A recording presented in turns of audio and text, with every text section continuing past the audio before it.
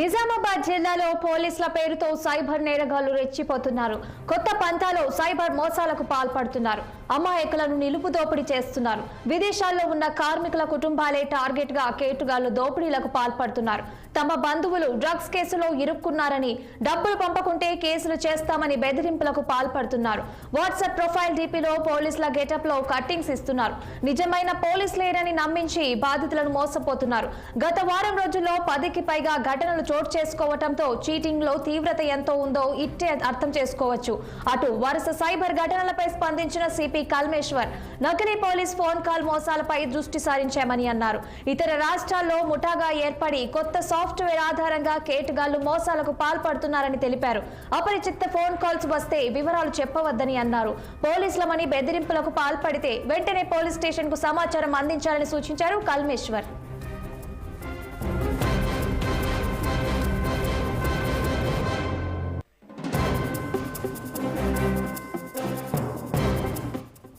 ఇక ఇదే అంశంపై మరింత సమాచారం మా ప్రతినిధి సతీష్ ఫోన్ లైన్ లో అందించేందుకు సిద్ధంగా ఉన్నారు.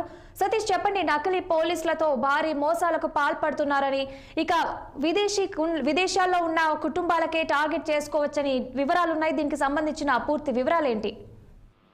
నిజామాబాద్ జిల్లాలోని పోలీసు పేరుతో సైబర్ నేరగాళ్లు రెచ్చిపోతున్నట్టు అనిపిస్తుంది.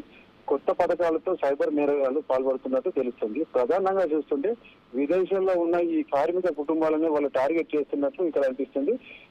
డ్రగ్ కేసులో కానీ మరి వేరే ఇతర కేసుల నేపథ్యంలో ఇక్కడ బాధితులు చిక్కుకున్నారని చెప్పేసి వారికి ఫేక్ కాల్స్ చేసి వారి వద్ద డబ్బులు డిమాండ్ చేస్తున్నారని చెప్పేసి ముఖ్యంగా చూస్తుంటే వారి యొక్క ఇది కనపడుతుంది.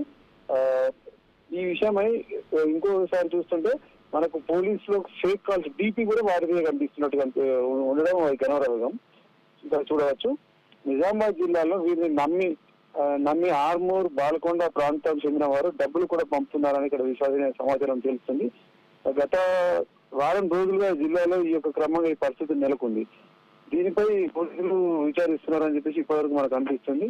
ఈ సైబర్ నేరగాళ్లను నమ్మవద్దని చెప్పేసి నిజామాబాద్ జిల్లా కమిషనర్ కమలేశ్వర్ గారు ఈ ప్రజలకు సూచించినట్టు తెలుస్తోంది.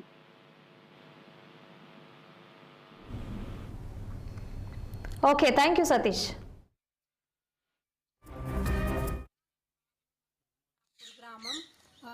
నాది మొన్ననే చదువు అయిపోయింది. నిజామాబాద్ జిల్లా ఆర్మూర్ మండలం రాంపూర్ గ్రామం.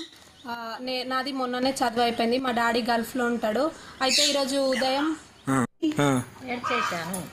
మా డాడీ చేతులు కట్టేస్తాం అని ఇట్లా చెప్పగానే నాకు ఫుల్ భయం అయింది. నేను ఫుల్ ఏడ్చి ఏం చేయాలో అర్థం అయితే లేదు నాకు అసలు. మా డాడీకి ఏదమ్మా చేయలేను. మళ్ళీ నేను వాళ్ళకి రెస్పాన్స్ చేయకపోగానే వాళ్ళు మొత్తం కాల్స్ మీద కాల్స్, మెసేజెస్ ఇట్లా అన్నీ వేసారు. మెసేజెస్ నేను చూసి హిందీలో మాట్లాడుతున్నాను. నేను కూడా మాట్లాడాను. నాకు వచ్చినంతలో మాట్లాడి నేను చెప్పిన ఒక 2 hours టైం ఇవ్వండి, నాకు మీరు కావాల్సిన మనీ నేను ఇస్తా అంటే నేను ఇవ్వను, నాకు ఇప్పుడు కొట్టాలా, గూగుల్ పే అన్నా ఫోన్పే అన్నా నంబర్ పంపిస్తాను, నాకు ఇప్పుడు మనీ సెండ్ చేయండి అని అన్నారు. అని అంటే నాకు ఏం వేయాలి, ఇప్పుడు నా దగ్గర పైసలు లేవు, 1 గంట టైం ఇవ్వరు, నేను మొత్తం జమ చేసి పంపిస్తానన్న తర్వాత కూడా వాళ్ళు ఇంటలేరు. ఇప్పుడు ఎంత ఉన్నాయి నీ దగ్గర మనీ అంటే నాకు దగ్గర ప్రజెంట్ 5,000 ఉన్నాయనంటే ఇప్పుడు గంట అయిన తర్వాత ఇంకా 5,000 సమకూర్చి పంపు అనుకుంటాను అన్నాడు. అప్పుడు అంటే నేనేమన్నా నాకు భయం అయింది. నేను కట్ చేసేసిన. ఇప్పుడు నేను ఎట్లా పంపించాలా, ఏమని పంపించాలని అంటే Google Pay number, PhonePe number రెండిట్లలో ఏదో ఒకటి పెడతాం, నువ్వు పంపు ఖచ్చితంగా అనుకుంటానంటే మీ డాడీ ఇప్పుడు నువ్వు 5,000 పంపిస్తే నేను మీ డాడీని ఏం లేకుంటే చేతులు కట్టేస్తానన్న. నాకు మస్తు భయం అయింది. మా ఇంటి దగ్గర ఉన్న అన్న దగ్గరికి వెళ్ళి ఇట్లా చెప్పంగానే అన్న తీసుకొని మాట్లాడిండు. నిజామాబాద్ జిల్లా